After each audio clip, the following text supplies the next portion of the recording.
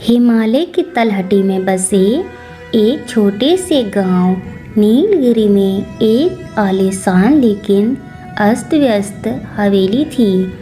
इस हवेली में माधव और उसकी पत्नी सुलेखा रहा करते थे। माधव एक सीधा साधा धार्मिक और कर्मठ व्यक्ति था, जबकि सुलेखा अपने रूप और धन के अहंकार में डूबी रहती थी। उसे साफ सफाई से नफरत थी और दूसरों को नीचा दिखाना उसकी आदत बन चुकी थी।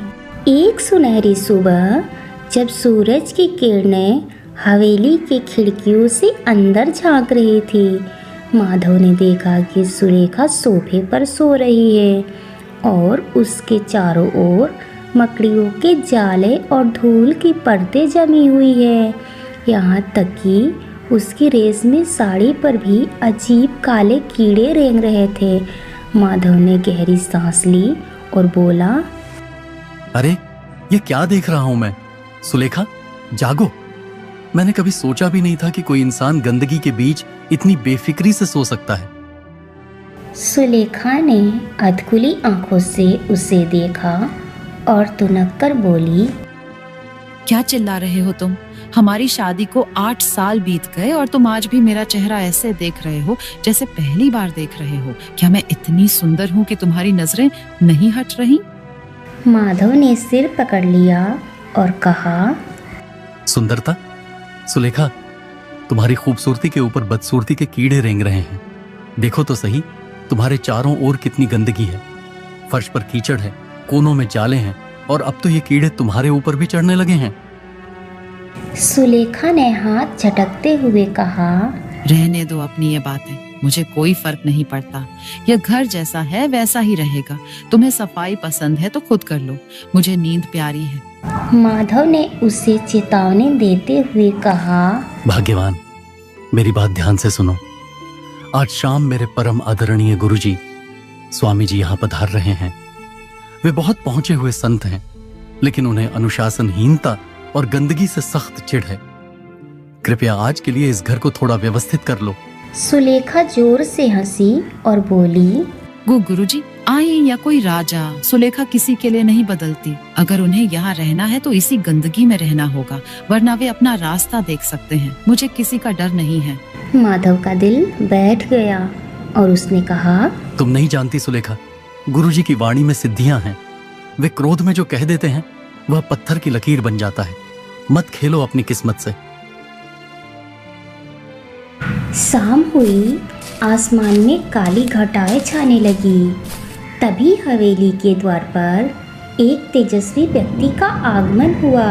उनकी आंखों में गजब का तेज था। माधव ने दौड़कर उनके चरण स्पर्श किए और उन्हें अंदर ले आया। गुरुदेव, क्षमा करें, मेरी पत्नी वह थोड़ी सरल स्वभाव की है, घर व्यवस्थित नहीं कर पाई। हवेली के अंदर का दृश्य देखकर स्वामी जी की भौहें तन गई। चारों ओर फैली दुर्गंध और सड़न ने उनका मन खिन्न कर दिया। सुलेखा अपने कमरे से बाहर निकली, लेकिन उसके चेहरे पर ना कोई सम्मान था और ना कोई पछतावा। स्वामी जी ने सुलेखा की ओर देखा और शांत स्वर में पूछा, बेटी, क्या एक अतिथि को बैठने के लिए साफ जगह और पीने के लिए शुद्ध जल मिल सकता है? सुलेखा ने एक पुराना गंदा लोटा उठाया और उसमें बिना धोए पानी भरकर गुरुजी के सामने पटक दिया। उसने कहा, यहाँ पानी ऐसे ही मिलता है, और हाँ, अगर आपको बैठने में तकलीफ है तो बाहर पीपल के पेड़ के नीचे आसन लगा लीजिए। यहाँ तो ऐसा ही रहेगा। माधव कांपने लगा। उसने सुलेखा को समझाने की कोशिश की, लेकिन सुलेखा ने अनसुना कर दिया। उसने रसोई से एक थाली लाकर माधव के सामने रख दी। माधव ने रोते हुए कहा, सुलेखा, ये क्या है? गुरुदेव के सामने ऐसा भोजन? इसमें तो चूहे ने गंदगी कर रखी है। हाँ तो क्या हुआ, कोई जहर तो नहीं? अगर चूहा थोड़ा खाना खा भी लेगा तो तुम्हारा क्या जाएगा? अब चुपचाप यही खाना अपने गुरुजी को खिला दो और जो बचे उसे तुम खा लेना। मुझे बहुत नींद आ रही है, मैं सोने जा रही हूँ। यह अपमान की पराकाष्ठा थी। स्वामी जी की आंखों में क्रोध की अग्नि दहक उठी। उन्होंने अपना कमंडल उठाया और जल की कुछ बूंदें हाथ में ली। स्वामी जी ने गर्जना करते हुए कहा, अहंकारी स्त्री, तूने न केवल अतिथि का अपमान किया है बल्कि मानवता के उस धर्म को भी त्याग दिया है जो सफाई और पवित्रता का प्रतीक है। तुझे इन चूहों से इतना प्रेम है कि तू इनके साथ खाना साझा कर सकती है। तो जा, आज से तू इसी गंदगी का हिस्सा बन जा। स्वामी जी ने मंत्र उच्चारण के साथ वह जल सुलेखा की ओर फेंका। सुलेखा हंसी और बोली, आपका पानी मुझे क्या बिगाड़ेगा? देखिए, मैं अभी भी वैसी ही हूँ। वह अपने कमरे में चली गई और दरवाजा बंद कर लिया। माधव गुरुजी के चरणों में गिर पड़ा और माफ़ी मांगने लगा। स्वामी जी ने ठंडी सांस ली और कहा, नियति अपना काम करेगी। उसे अपनी गलती का एहसास तभी होगा जब वह अपनी वास्तविकता खो देगी।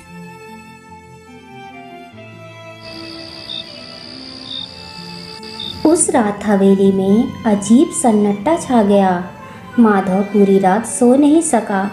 आधी रात को उसे सुलेखा के कमरे से कुछ सरसराहट की आवाज़ें सुनाई दी। उसे लगा शायद वह सफाई कर रही होगी, लेकिन आवाज़ें किसी भारी चीज़ के रेंगने जैसी थी। अगली सुबह जब माधव ने सुलेखा का कमरा खोला तो उसकी चीख निकल गई। कमरे में सुलेखा नहीं थी। बिस्तर पर केवल उसकी साड़ी थी और फर्श पर एक विशाल डरावना काला चूहा रेंग रहा था, जिसके शरीर पर अजीब सी चमक थी। माधव पधरवास होकर गुरुजी के पास भागा। गुरुदेव, अनर्थ हो गया। मेरी पत्नी गायब है और उसके कमरे में एक भयानक जीव है। क्या यह आपकी माया है? वह जीव ही सुलेखा है माधव। उसके अहंकार और गंदगी के प्रति मोह ने उसे वही बना दिया जो उसे पसंद था। अब वह एक चूहे की योनि में है। गुरुदेव, वह भोली है, अज्ञानी है। कृपया उसे क्षमा कर दें। वह इस रूप में जी नहीं पाएगी। लोग उसे मार डालेंगे। माधव, अब मेरे बस के कुछ नहीं है। हम श्राप तो दे सकते हैं, लेकिन वापस नहीं ले सकते। अब मैं कुछ नहीं कर सकता। तुम जाओ यहां से। इधर सुलेखा, जो अब एक विशाल चूहा बन चुकी थी, बहुत डरी हुई थी। उसे भूख लगी थी, लेकिन वह रसोई तक नहीं जा पा रही थी। जब उसने शीशे में अपनी परछाई देखी तो वह थर-थर कांपने लगी। उसके वह हाथ जिन पर वह कीमती कंगन पहनती थी, अब चूहा का पैर बन चुके थे। उसका चेहरा, जिस पर उसे नाज था, अब वह भयानक मुखौटा बन चुका था। तभी हवेली के बाहर कुछ शोर सुनाई दिया। गांव के कुछ शिकारी और मजदूर हाथ में लाठियां और मशाले लेकर खड़े थे। उन्होंने खिड़की से उस विशाल चूहे को देखा। सुलेखा खिड़की के पास खड़ी थी। उसने देखा कि लोग उसे मारने के लिए आगे बढ़ रहे हैं। वह चिल्लाना चाहती थी। देखो, माधव की हवेली में कोई शैतानी जीव घुस आया। अगर यह बाहर निकल गया तो पूरे गांव के बच्चों को खा जाएगा। इसे मार डालो। मैं सुलेखा हूँ, मुझे मत मारो। लेकिन उसके गले से केवल एक घिनौनी सरसराहट निकल रही थी। भीड़ ने हवेली का दरवाजा तोड़ दिया। सुलेखा डर के मारे कोने में छिप गई। उसे अपने पति माधव की याद आने लगी। मैंने माधव की बात क्यों नहीं मानी? मैंने गुरुजी का अपमान क्यों किया? आज अगर मैं इंसान होती तो ये लोग मेरा सम्मान करते, लेकिन आज ये मुझे एक गंदगी समझने वाले कीड़े की तरह कुचलना चाहते हैं। एक शिकारी ने अपनी लाठी उठाई और सुलेखा पर वार करने ही वाला था। कि तभी माधव वहां आ पहुंचा। वह सुलेखा के सामने खड़ा हो गया। रुक जाओ, इसे मत मारो, यह मेरी पत्नी है। माधव चिल्लाया। लोग हंसने लगे। माधव, पागल हो गए हो क्या? यह भयानक चूहा तुम्हारी पत्नी कैसे हो सकती है? हटो हमारे रास्ते से, वरना तुम भी मारे जाओगे। सुलेखा की आंखों से आंसू टपकने लगे। उसने पहली बार महसूस किया कि एक इंसान का जीवन कितना अनमोल होता है और अहंकार कितनी बड़ी बीमारी होती है। उसने मन ही मन भगवान से प्रार्थना की। हे ईश्वर, मुझे एक मौका और दो। मैं अपनी पूरी जिंदगी सेवा और स्वच्छता में बिता दूंगी। मुझे इस नर्क से बचा लो। मैं हमेशा आपकी भक्ति करूंगी। तभी वहाँ कबीर साहब जी प्रकट हुए। उनके आते ही भीड़ शांत हो गई। उन्होंने सुलेखा की ओर देखा, जो अब अपनी गर्दन झुकाकर पश्चाताप की मुद्रा में थी। कबीर साहब जी ने कहा, क्या तुम्हें अपनी भूल का एहसास हुआ? क्या तुम्हें समझ आया कि सुंदरता शरीर में नहीं, आचरण और पवित्रता में होती है? सुलेखा ने अपने सिर को जमीन पर रगड़कर माफी मांगी। उसकी आंखों से आंसू गिर रहे थे। हे भगवान, मुझे माफ कर दीजिए। मुझे माफ कर दो माधव। मैंने तुम्हें बहुत दुख पहुंचाया। गुरुदेव, मुझे क्षमा करें। आपने मेरी आंखें खोल दी। तभी एक तेज रोशनी हुई और देखते ही देखते वह विशाल चूहा गायब हो गया और उसकी जगह सुलेखा अपने मानवीय रूप में प्रकट हुई। वह कांप रही थी और उसके कपड़े धूल से सन चुके थे, लेकिन उसकी आंखों में अब अहंकार की जगह विनम्रता थी। वह दौड़कर कबीर साहब जी के चरणों में गिर पड़ी। गांव के लोग यह चमत्कार देखकर दंग रह गए। कबीर साहब जी ने आशीर्वाद देते हुए कहा, याद रखना बेटी, जब जीव माता के गर्भ में होता है तो वह बहुत ही कष्टदायक स्थिति में होता है।